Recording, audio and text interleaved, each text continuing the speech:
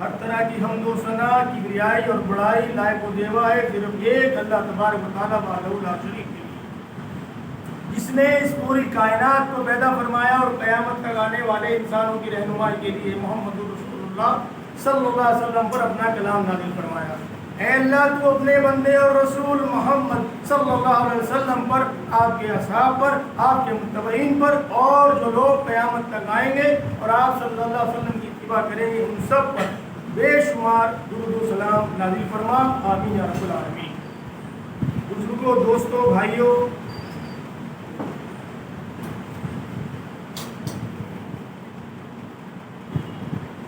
چودہ سو 44 ہجری کا یہ دوسرا مہینہ جس کی آج 4 تاریخ، اس کو ہم سفر کے نام سے یاد کرتے ہیں۔ آج کے خطبہ جمعہ میں جس بات کی طرف اشارہ کرنا ہے وہ ہے بیماری کے تعلق سے، یعنی علاج کے تعلق سے۔ پہلے میں آپ کے سامنے صحیح مسلم کی ایک حدیث جس کا نمبر ہے 5741 5741 کا خلاصہ رکھ رہا ہوں، اس کی روشنی میں انشاءاللہ بات کو آگے بڑھائیں گے۔ اللہ کے نبی صلی اللہ علیہ وسلم نے فرمایا ہر بیماری کی دوا ہے، جب کوئی دوا ہم بیماری کے حساب سے دی جاتی ہے تو مریض اللہ کے حکم سے تندرست ہو جاتا ہے۔ پوائنٹ اس میں یہ ہے کہ کوئی یہ نہ سمجھے کہ جو دوائی دی گئی ہے اس سے مریض ٹھیک ہو رہا ہے۔ علاج سنت ہے، علاج کے لیے کہا گیا ہے، ایک اور حدیث ابھی آ رہی ہے اس میں بتاؤں گا انشاءاللہ، لیکن اللہ کے حکم سے ہی وہ مریض تندرست ہوتا ہے۔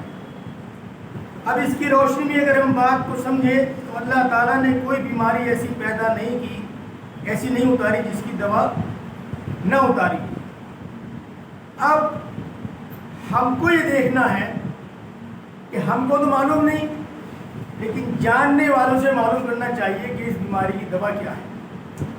آج جس سماج میں ہم زندگی گزار رہے ہیں اس میں اس علاج کو ہم نے چھوڑ دیا جو اللہ تبارک و تعالیٰ نے بیماری کے تعلق سے اتارا، یعنی حکمت۔ نہ ہمارا یقین ہے حکمت پر، اور اگر میں ایک اور آگے بات کہوں وہ کڑوی ہو سکتی ہے لیکن ہے بات صحیح، ہمارا ایمان اللہ تعالیٰ پہ یقین ایمان نہیں ہے۔ اگر ہمارا ایمان اللہ تعالیٰ پہ ہوتا مستحکم جیسا کہ ہونا چاہیے تو ہمیں اللہ تبارک و تعالیٰ کی اتاری ہوئی بیماری کے ساتھ ساتھ جو شفا ہے، جو دوائی ہے، اس پر بھی یقین ہوتا۔ یہی وجہ ہے کہ آج آپ کو حکمت ناپید ہے، ڈھونڈنے سے نہیں ملتی۔ حکیم آپ ڈھونڈنے جاؤ تو ڈھونڈنا پڑے گا کہاں ہے، فلاں آدمی وہ حکیم ہے۔ کیوں؟ ہم نے اس علاج کو ترجیح نہیں دی جو علاج اللہ تبارک و تعالیٰ نے بیماری کے ساتھ اتارا۔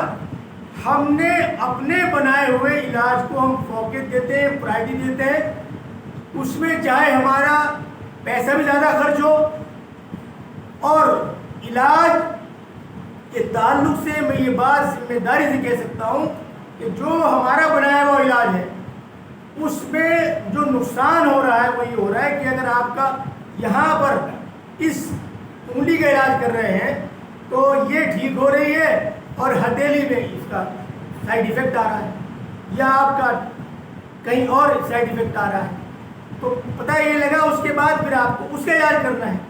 یہی زندگی کا روٹین ہو گیا ہے اور یہ آخری دم تک، مرتے دم تک رہتا ہے۔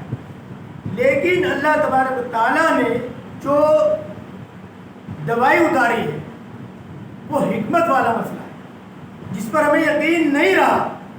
کاش ہم اس حکمت کی طرف اپنے آپ کو لگائیں، لیکن وہ یقین کرنا پڑے گا کہ یہ جو دوائی اللہ تعالیٰ نے اتاری یہی دوائی مجھے شفا دے گی اللہ کے حکم سے۔ میرا بنایا ہوا جو علاج ہے وہ چونکہ انسان کا بنایا ہوا ہے اس میں غلطی لازم ہے، لیکن جو اللہ نے بیماری کے ساتھ دوائی اتاری ہے وہ اللہ کی منتخب کی ہوئی ہے، بشرطے کہ اس کا جاننے والا ہو۔ جاننے والا کون؟ حکیم. اس پر ہمارا یقین نہیں کہ یہ کیا جڑی بوٹیاں بیچ رہے ہیں، ان کا کیا ہے. تو یہ ہمیں سوچنا چاہیے.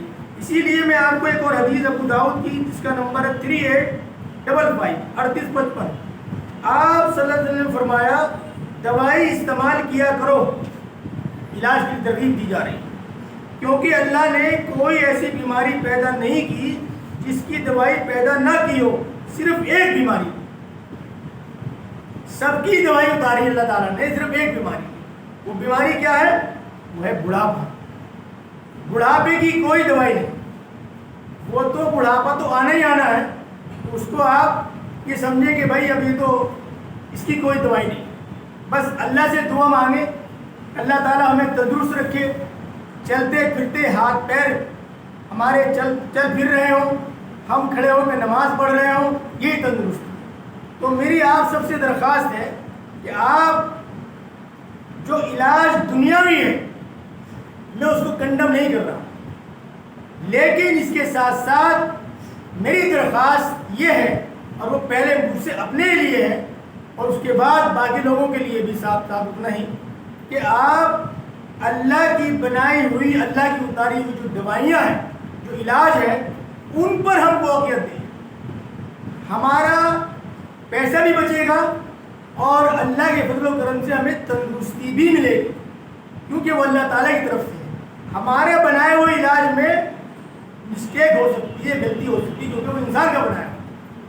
ہاں سرجری جو ہے وہ یقیناً کامیاب ہے آج کے دور میں، لیکن باقی جو چیزیں ہیں اس کا مجھ سے زیادہ آپ اچھی طرح جانتے ہیں کہ اس کا کہیں نہ کہیں سائیڈ ایفیکٹ ہوتا ہے، اور جب سائیڈ ایفیکٹ ہوگا تو ہمیشہ آدمی اس طرف لگا رہے گا. لہٰذا اللہ تعالیٰ سے دعا ہے کہ اللہ تعالیٰ مجھے بھی اور آپ سب کو بھی صحیح سوجھ بوجھ عطا فرمائے، اور صحیح سوجھ بوجھ کے ساتھ ہمیں اس ذمہ داری کو بھی اپنانے کی ہمیں کوشش کرنی چاہیے، اور ہمیں اللہ تعالیٰ توفیق دے کہ جو اس نے ہمیں دوائی اتاری ہے ہم اس کی طرف راغب ہوں، اس کی طرف چلیں، خود بھی اور دوسروں کو بھی اس کی طرف دعوت دیں کہ بھائی جو اللہ تعالیٰ کی طرف سے دوائی ہے ہمیں چاہیے کہ ہم اس پر یقین بھی کریں. پہلا تو یقین ہے، جب آپ یقین کریں گے تو یقیناً اللہ تعالیٰ کی طرف سے شفا بھی آئے. آخر دعوانا الحمدللہ رب العالمین.